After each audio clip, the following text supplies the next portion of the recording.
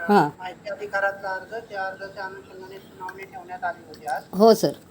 या ठिकाणी आमचे जे जनमाहिती अधिकारी आहे आपला यांच्या कार्यालयाशी संबंधित होता, तर ते देखील उपस्थित आहे. थोडंसं असं समोर घेतलं माईक सर, तर मला वाटतं अजून क्लिअर येईल. हां. तर जनमाहिती अधिकारी देखील उपस्थित आहेत. हां हां. त्यांना पण व्हिडिओवर बघू शकते का? कारण जनमाहिती अधिकारी मला आतापर्यंत भेटलेच नाही कधी, तर थोडं बघू शकते का त्यांना पण? थोडंसं तसं कॅमेरा आपला केला तर जास्त बरं होईल. हां अच्छा. Good morning. मनीष पवार. हां ओके. मॅडम सांगा आता आपलं काय होता विषय, काय म्हणताय आपण? सर ऑलरेडी आपलं ते याच्यात जे ॲप्लिकेशनमध्ये आहे, जर बघितलं तर मी काही जे ईमेलवर सगळं जे मुद्दे पाठवले होते त्या ईमेल्स मी पूर्ण लिस्टेड केली आहे. Provide action taken report for the mangroves encroachment in survey number 114 in Kalher Kasheli Kharbav regions in Bhiwandi taluka, असं करून मी जे ईमेल्स लिहिली आहे तिथे, आणि त्या ईमेल्सवर जे जे गोष्टी सांगितलं गेलं, दाखवलं गेला फोटोसकट, म्हणजे त्या बाबतीत मी पूर्ण डिटेल्स मागितली होती. आणि दुसरं आहे की हा जो मुद्दा आहे सर, हा चला जाणूया नदीच्या अंतर्गत आम्ही जे काही व्हिजिट केलं, कारण हा गव्हर्मेंटचाच GR आहे चला जाणूया नदीला 2022-14 ऑक्टोबरचा.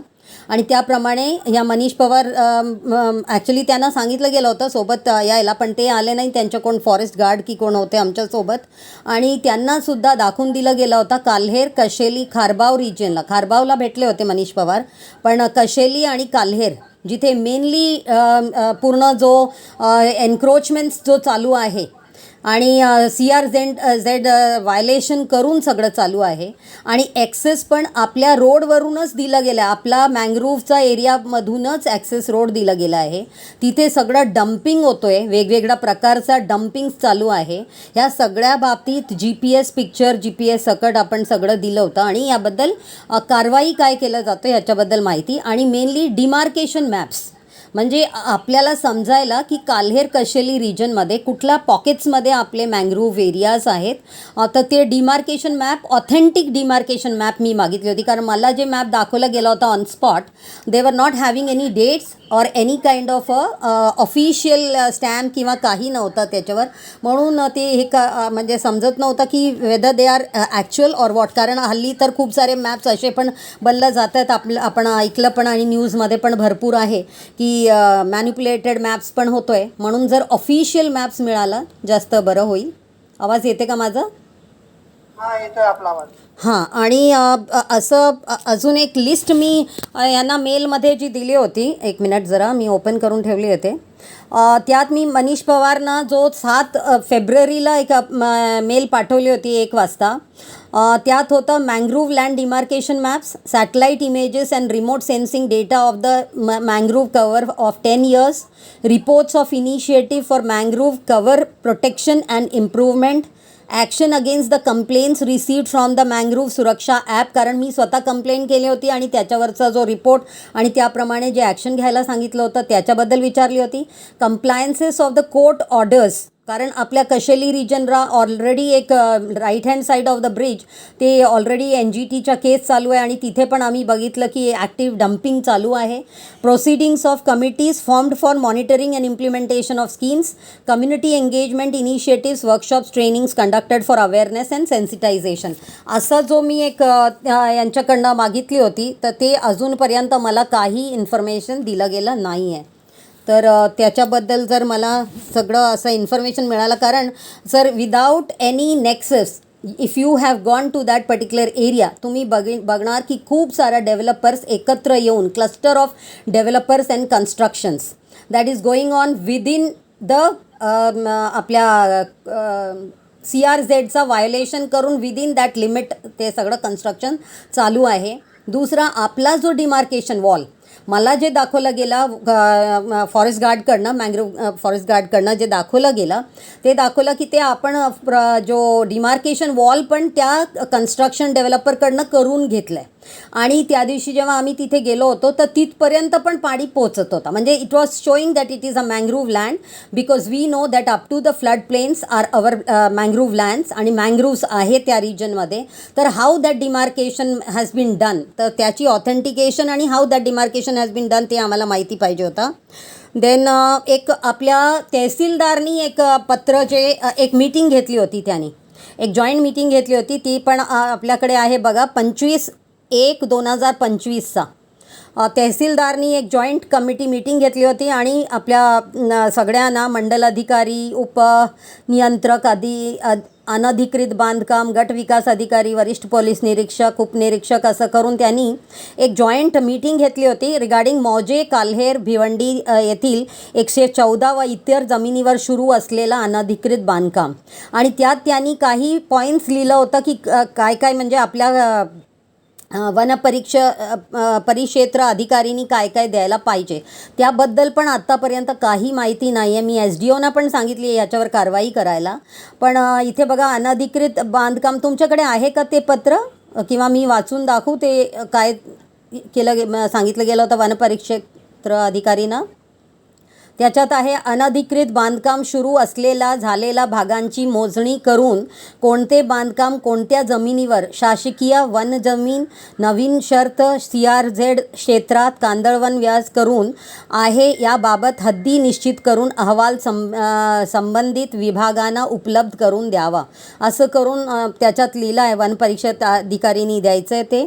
आणि अजून एक आहे वन जमिनीवर झालेल्या अतिक्रमणवर कारवाई करणे असं पण वनपरिक्षेत्र अधिकारीला सांगितलं गेलं आहे ह्या पत्रात. आणि CRZ क्षेत्रात झालेला अनधिकृत बांधकामावर कारवाई करणे आणि कांदळवनचा व्यास करून झालेला अनधिकृत बांधकामावर कारवाई करणे असं हा पूर्ण जो एक जिस्ट बनवला आहे तहसीलदारनी आणि कारवाई करून ह्याच्यावरचा सगळं डिटेल देणे. हा ह्याच्यात लास्टली लिहिलं आहे की मोजणी स्थल पाहणी अहवाल प्राप्त झाल्यानंतर सदर अनधिकृत बांधकामावर वरील प्रमाणे नियोजित वेळेत कार्यवाही करण्याच्या अनुषंगाने नियोजन करण्याबाबत ह्या कार्यालयात 11/2/2022 रोजी सकाळी 10:30 वाजता आवश्यक त्या माहितीसह बैठकीसाठी उपस्थित राहावे ही विनंती असा एक पत्र दिला गेला होता. मला माहीत नाही आता ह्याबद्दल पण काय केलं गेलं आहे. आणि अजूनपर्यंत कोणाकडनं पण कसलीही means there is a total silence. I don't know what is the reason. आणि हे सगळं आत्ताचं नाही. तुम्ही जर बांधकाम बघितलं तर this is going on since more than 2 years. आणि मग ह्याच्यावर आपण काय कारवाई करतो आहे, कारण खारबाव रिजनला पण जे आहे तिथे सँड मायनिंग चालू आहे. हे तर मी दाखवून दिली होती मनीष पवारजींना. Are you able to hear me? Yes yes yes. हां, तर खारबाव रिजनचं पण दाखवून दिली की सँड मायनिंग पण होतो आहे आणि तिथे पण असंच प्रकारचा कांदळवनचा डिफॉरेस्टेशन पूर्ण झालेला आहे. आणि काल्हेरला पण आणि कशेलीला पण, कशेली काल्हेर दोन्ही ठिकाणी सँड मायनिंग जोरात चालू आहे. That also I showed to the आपल्या फॉरेस्ट गार्डला. तर हे सगळं कसं काय होतो ह्याच्याबद्दल जे काही माहिती साधारणपणे जे विचारलं गेलेला प्रश्न किंवा माहिती ते दिलं गेलं नाही. आणि मनीष पवारजींनी ऑलरेडी सांगितलं होतं की मी देतो म्हणून, कारण आमचा एक चला जाणूया नदीचा एक ग्रुप आहे जिथे कलेक्टर आणि सगळे अधिकारी त्याच्यावर आहे. त्यांनी सांगितलं होतं लगेच देतो, पण अजूनपर्यंत काही मिळालं नाही. आणि म्हणूनच अल्टिमेटली मला असं RTI करावं लागलं जेणेकरून मला माहिती मिळालं. तर कारण मला एक प्रोग्रेसिव्ह रिपोर्ट सबमिट करायचं आहे आपल्या कोकण विभागच्या कमिशनरना. ओके मॅडम, तुमचं जे काही म्हणणं होतं ते लक्षात आलेलं आहे. हां. जो अपील अर्ज आहे त्याच्यामध्ये स्पेसिफिकली जो फर्स्ट पॉईंट होता आपला जो आहे. सर आवाज कमी झाला आहे. हा, आपला जो फर्स्ट पॉईंट होता अपील अर्जामध्ये की काल्हेरच्या सर्वे नंबर 114 मध्ये जो आहे providing action taken report for mangrove encroachment in survey number 114 in Kalher हां in Kharbav regions of Bhiwandi taluka. हां. तर या अनुषंगाने जनमाहिती अधिकारी म्हणून वनक्षेत्रपाल यांनी ठाणे आहे त्यांनी आपल्याला कळवलं आहे. पण सर त्याच्यात जर तुम्ही बघितलं प्रत संलग्न असं लिहिलं आहे, प्रत संलग्न, पण प्रत कुठे आहे त्याचा? ठीक आहे ना, ते त्यांनी तसं लिहिलं आहे की भिवंडी तहसीलदारचा हे लिहिलं आहे की काय काय ते जे कारवाईकरिता जे अहवाल पाठवण्यात आला आहे तर ते कुठे आहे? ते प्रत संलग्न नाही आहे. इथे लिहिलं आहे प्रत संलग्न, पण नाही आहे माझ्याकडे, ते पाठवलं पण नाही आहे मला. दुसरं त्यांनी जे provide documents how construction bye group of builders आणि हे त्याचं जे लिहिलं आहे व्हायलेशन आणि हे ह्याच्यात at least he should have given me violation of coastal zone नाही आहे तर त्यांनी तसं नॉर्म्स किंवा काहीतरी द्यायला पाहिजे. उपलब्ध नाही असं लिहिलं आहे. उपलब्ध नाही म्हणजे काय आहे? आपल्याला उपलब्ध नाही आपण असं नाही म्हणू शकत ना, की आपल्याकडे नियम कानून ह्याच्याबद्दल माहिती आहे की कोस्टल झोनचा होतो आहे की नाही होत. तर त्याप्रमाणे जर नियम पण आम्हाला दाखवलं असतं तर बरं झालं असतं. आणि what action has been taken on officers allowing access road and other facilities for building construction, ह्याच्याबद्दल पण उपलब्ध नाही असं लिहिलं आहे. तर आणि दुसरा पॉईंट पण जर तुम्ही त्याच्यातच बघितलं, under compensatory forestation how much mangroves planted in the region, असं मॉजेमध्ये या कार्यालयाकडून कंपा अंतर्गत रोपवन केले नाही. रोपवन केलेच नाही म्हणजे what period and other details nothing is been given. कारण under compensatory forestation how much planted in the region असं लिहिलं आहे. तर रोपवन केलंच नाही म्हणजे ही कधीचा, आत्ताचा आहे, हे 1 वर्षाचा आहे, 2 वर्षाचा आहे, कधीचा आहे, तसं पण काही नाही आहे. Reclamation by debris dumping and mangrove land in Kasheli creek, असे कोणताही प्रकारचे कामे विभागामार्फत केलेले नाही. आता त्या जागेवर जाऊन दाखवून दिलं तरी असं जर नुसतं लिहून देत आहेत तर at least then you should make an investigation on this. Provide mangrove monitoring report of Bhiwandi region and action taken. आपण मागितलेला माहितीच्या अधिकार अधिनियम याच्यात बसत नाही, नसून कार्यालयात उपलब्ध नाही. म्हणजे if at all I am a transparent person, transparently things are happening, record maintaining is happening, मला असं वाटतं की हे सगळं शेअर करण्यात काही म्हणजे हरकत व्हायला नको आणि वेबसाईटवर पण उपलब्ध असायला पाहिजे. मग मॅडम आपले सर्व मुद्दे लक्षात आलेले आहेत. जो फर्स्ट मुद्दा होता त्यांनी आपल्याला ते कळवलेलं आहे की त्याची तुम्हाला जी प्रत मिळालेली नाही आहे. आपण स्पेसिफिकली RTIच्या अनुषंगाने हे सुनावणी ठेवलेली आहे. तर आपले जो फर्स्ट मुद्दा जो आहे की मला ते प्रत संलग्न त्यांनी म्हटलेलं आहे पण प्रत संलग्न मिळालेली नाहीये. म्हणजे तसं हे म्हणजे पॉइंट वरती घेऊन त्यांना प्रत जी आहे आपल्याला प्रोव्हाइड करण्यासाठी त्यांना सूचित करतो. येस. दुसरा जो मुद्दा आहे की बाबा इको सेन्सिटिव्ह झोन मधला जो आपण मुद्द्याच्या अनुषंगाने जी माहिती मागितली होती, इन द केस ऑफ म्हणजे ॲज अ RTI मध्ये किंवा याच्यामध्ये जे आहेत जे रेकॉर्ड काही कार्यालयामध्ये उपलब्ध आहेत ते रेकॉर्ड साधारणपणे आपल्याला प्रोव्हाइड करता येतात. आता त्यांच्या कार्यालयामध्ये जर अशी बाबा बिल्डर्स लोकांनी कुठल्या ह्याच्यामध्ये परमिशन्स घेतलेले आहेत त्याच्याकडे त्या पद्धतीने रेकॉर्ड्स उपलब्ध नसतील, म्हणून त्या अनुषंगाने त्यांनी कळवले असेल. ते पण तिथे काहीतरी म्हणजे आम्हाला थोडा इन्फॉर्मेशन देऊन आणि मग तिथे जर सांगितलं की हां असं काही नाही आहे तर दॅट इज वेगळं ना. Violation of coastal zone allowed under which norms in 114, म्हणजे suppose you have not allowed, ठीक आहे ना, तुमच्या म्हणणं असेल की आम्ही दिलं नाही कारण आम्ही अलाउ केलं नाही म्हणून आमच्याकडे काही नाही उपलब्ध नाही आहे, है ना. पण इन दॅट केस ॲटलिस्ट की जे कोस्टल झोनचं जे काही नॉर्म्स आहे मग हे असं नॉर्म्स आहे आणि आमच्याकडनं असं काही दिलं गेलं नाही आहे म्हणजे परवानगी दिलं गेलं नाही असं काहीतरी असेल तर at least we will also understand की कोस्टल झोनचा अंतर्गत काय म्हणजे हाऊ इट फिट्स. मॅडम एक फक्त मी आपल्याला ॲडिशन करतो की for the coastal zone mangrove cell or mangrove department is specifically for the mangrove. So आणि कोस्टल झोन इज हा दुसरा कन्सेप्ट आहे. मी आपल्या म्हणजे हो इको सेन्सिटिव्हमुळे मी म्हणते सर, इको सेन्सिटिव्ह झोन म्हणून, कारण प्रोहिबिटरी झोन इनहिबिटरी झोन म्हणून हल्ली GRs वगैरे निघालेले आहेत आणि ते आपल्याला डिमार्केशन करणं पण असं हे केलं गेलं आहे, डायरेक्टिव्स आहेत. तर त्यामुळे मी थोडंसं त्याबद्दल विचारली. मग ते कोस्टल झोनच्या बाबत म्हणजे MCZMA ही एक कोस्टल झोनची वेगळी ऑथॉरिटी आहे. त्यांच्याकडे आपल्याला कोस्टल झोन मधले काही जे नियम आहेत, कुठल्या परमिशन कुठल्या अनुषंगाने घ्यायचे आहेत ते त्यांच्याकडनं मिळू शकतात.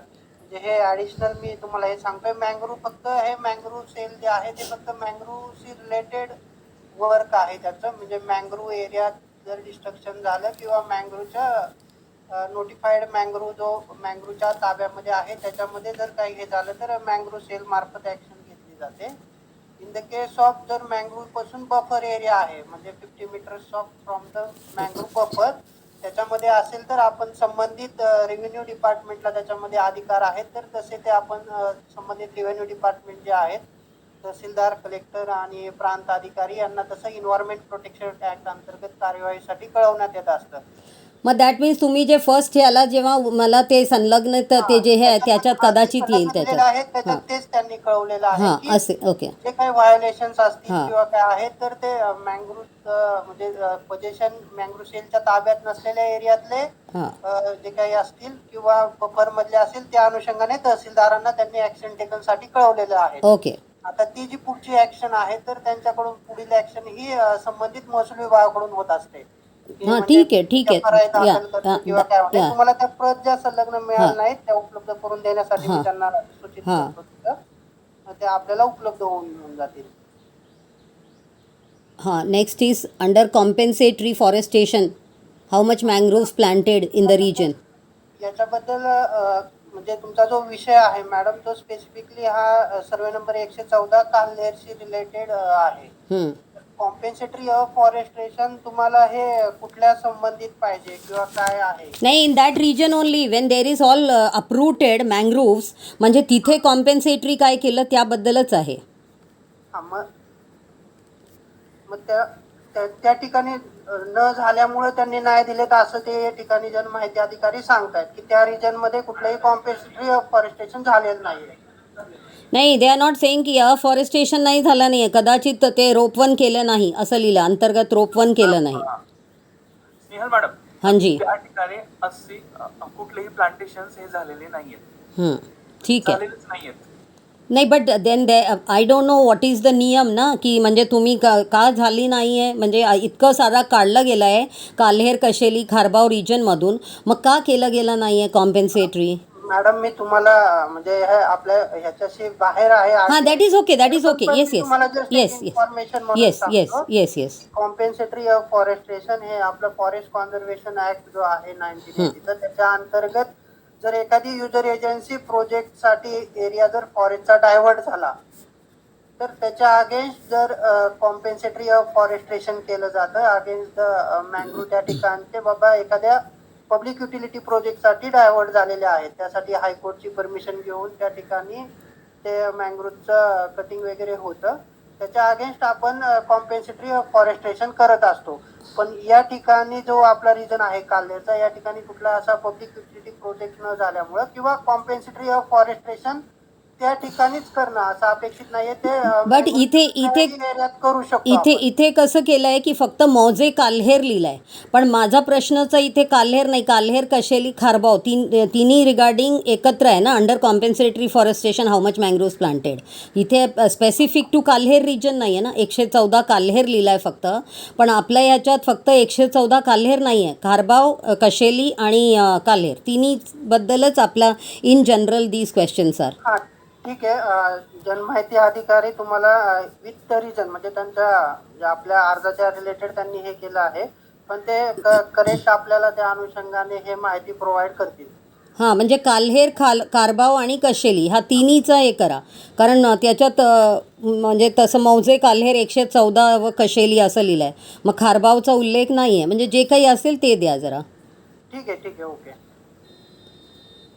हां आणि reclamation by debris dumping and mangrove land in Kasheli creek, कारण हा जो प्रश्न आहे ना हा along with see we are looking in isolation these questions but you have to look at my first point in the application that is regarding the emails, आणि ईमेलमध्ये सर्व फोटोग्राफ सकट सगळं पाठवलं गेलं आहे आणि that is Y first point is about all the emails. त्या ईमेल्सला तर आन्सर नाही केलं गेलं आहे आणि त्यामुळे सेकंडपासून आन्सरिंग आहे आता जो आपण बघतोय की माहिती अधिकारीनी जे दिलं आहे आणि त्याच्यात सर्व फोटो सकट सगळं हे दिलं गेलं आहे GPS फोटोज अँड एव्हरीथिंग.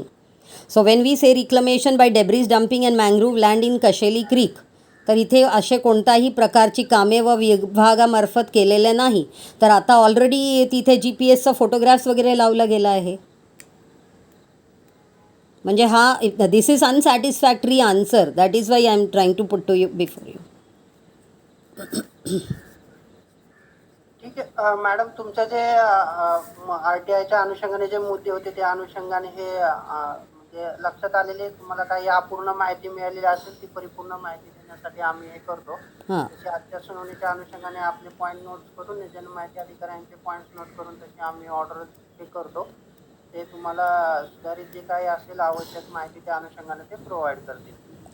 आणि त्यानुसार हा आपल्या RTI अर्ज जे अपील अर्ज होतं त्यानुसार आजच्या सुनावणीच्या अनुषंगाने मग हे आम्ही पुढील आदेश करून हे निकालासाठी ठेवतो.